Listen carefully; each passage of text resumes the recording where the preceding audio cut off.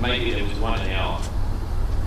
And then, about 10 a.m., one came down and killed a sergeant of ours who had been out since 1915. He was filled with shrapnel, you know. Thought that was very unlucky. To think he'd served since 1915. 3 years until 1918. Nearly 4 years. And then he killed within an hour of Armistace.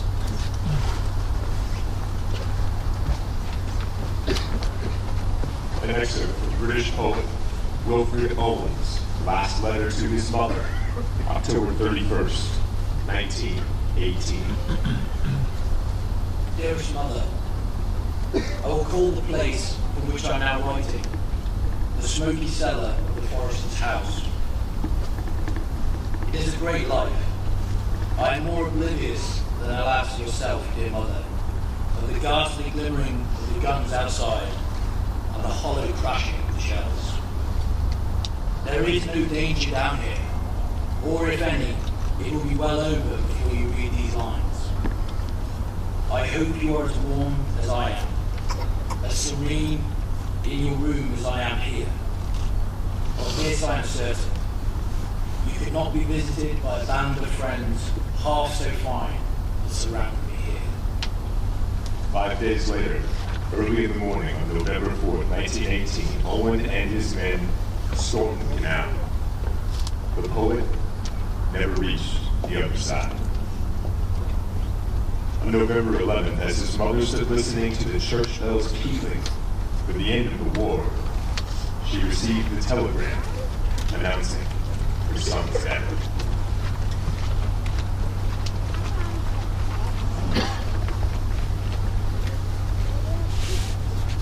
Text from the December 1918 issue of NAACP publication The Crisis by Major J.E. Springer. You may say for me, to all my friends, that colored America has more than justified the hopes of those who have always believed in it. In his diary, he wrote a petition to the troops from the German Colonel of East Africa writes that upon hearing news of the Armistice, the African porters immediately began celebrating, singing and dancing as I had never heard them in over 2 years, expressing jubilation that the hard work had come to an end. From the diary of Kathy Colwitz reflecting on her loss, January 17, 1916.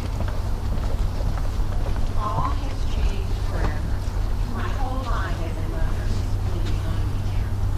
I often have a terrible longing to have it back again. When spring arrived, and Peter came with flowers, and we danced the springtide dance.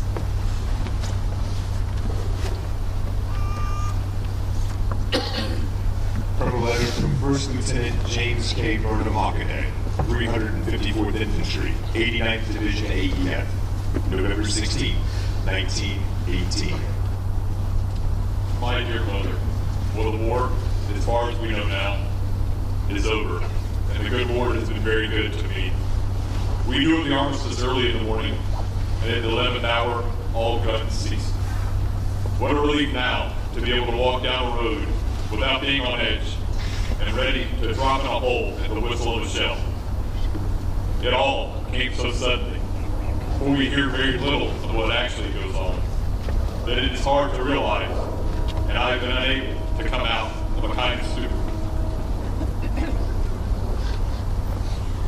Letter from James E. Ned Henschel, November 11, 1918, to his parents in Kansas City, Missouri.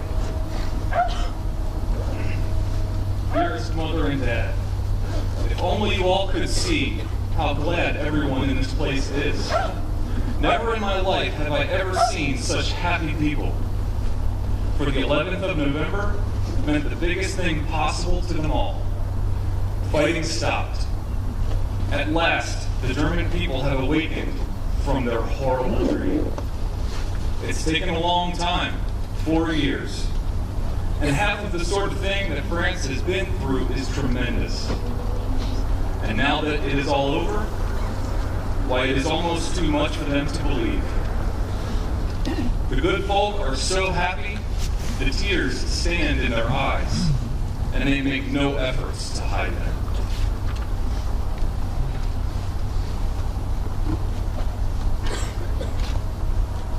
Everyone suddenly burst out singing, and I was filled with such delight as prison birds must find in freedom, winging wildly across the white orchards and dark fields, on and out of sight. Everyone's voice was suddenly lifted, and beauty came like the setting sun. My heart was shaken with tears, and horror drifted away. Oh, but everyone was a bird, and the song was wordless. The singing will never be done.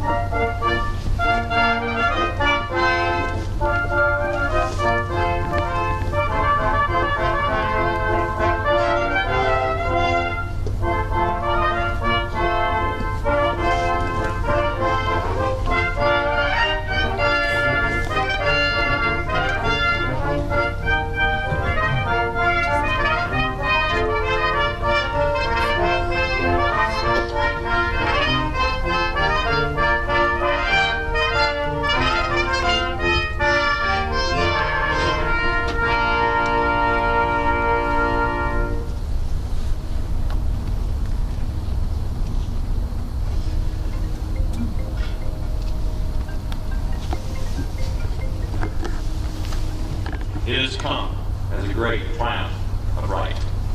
Complete victory has brought us not peace alone, but the confident promise of a new day, as well in which justice shall replace force and jealous intrigue among the nations.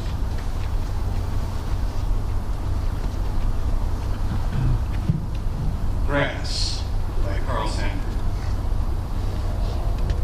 Pile the bodies high at Austerlitz and Waterloo.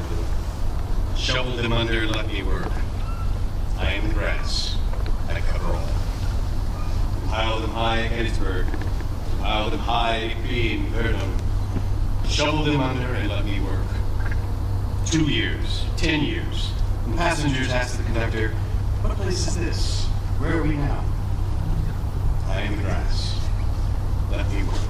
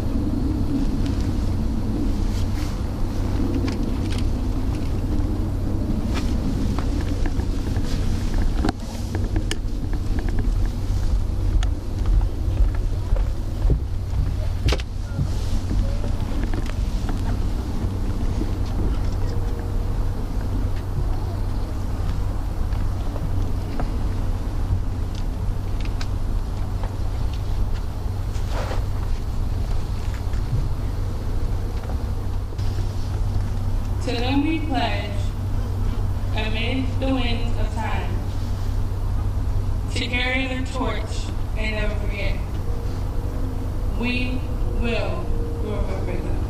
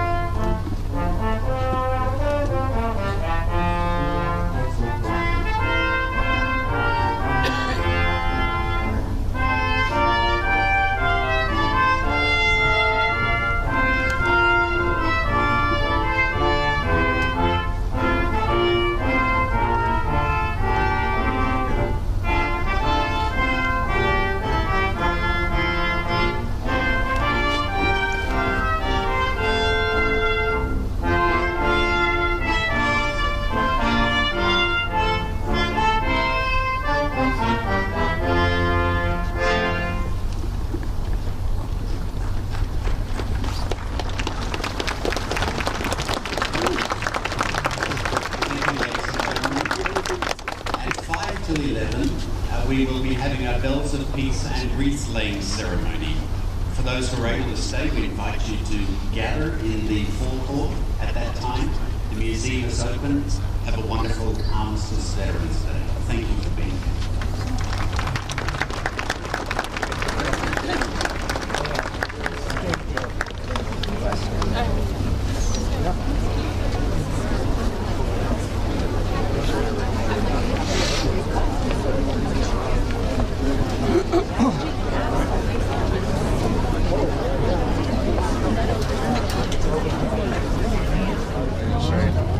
Take your picture with those guys? Well, Yeah, you're welcome. Yeah, it's actually that's okay. Yes. Yeah, you're fine.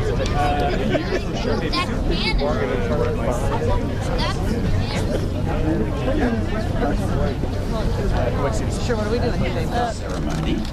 And the activities will happen here. There'll be wreath lays, and then this is the bell which will be tolled. This bell, if you haven't read the history, was tolled by the Daughters of the American Revolution in 1917 and 1918 here in Kansas City, and we have some of the members of the Daughters of the American Revolution local chapter, whose chapter rang that bell each day during the US involvement in World War I here today. And then in 1926, at the time of the dedication of the memorial, the bell was tolled in the presence of President Coolidge and carried across the whole country as part of the live radio broadcast of this dedication. And it was tolled by injured veteran Joseph D'Amico. And we're honoured today as one of our bell tollers is the great nephew of Joseph D'Amico, Dave D'Amico, who is one of the volunteers at the museum, and he'll be one of the bell tollers today. So a wonderful connection to the past, both to the history of the bell ringing, but also those who tolled the bell. It's a short ceremony, very moving.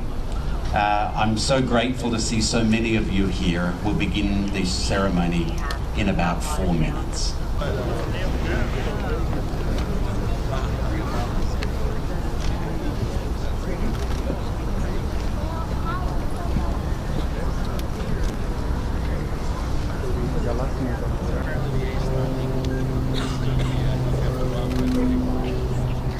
At 11 o'clock 100 years ago, November 11, 1918, the guns fell silent to be replaced by the jubilant cries of a relieved world and the pealing of bells in city after city. Today we gather to toll the bells for peace in honour of the fallen and to lay wreaths.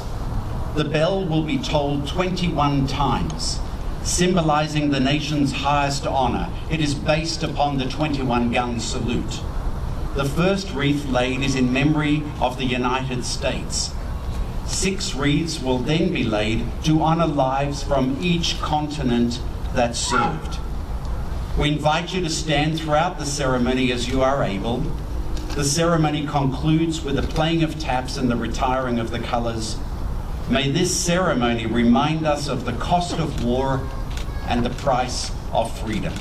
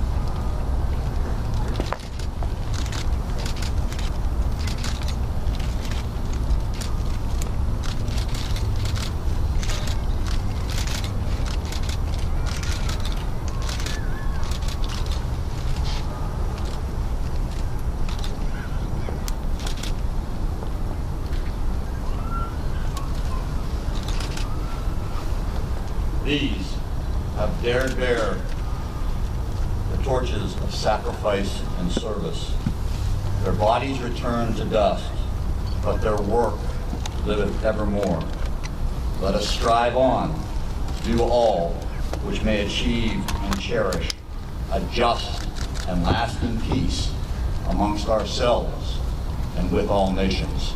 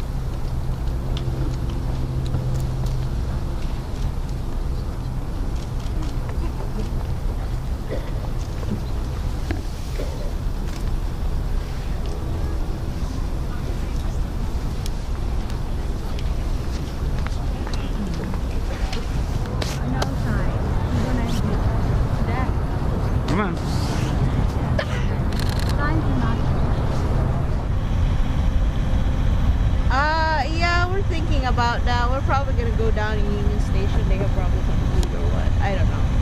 We'll see.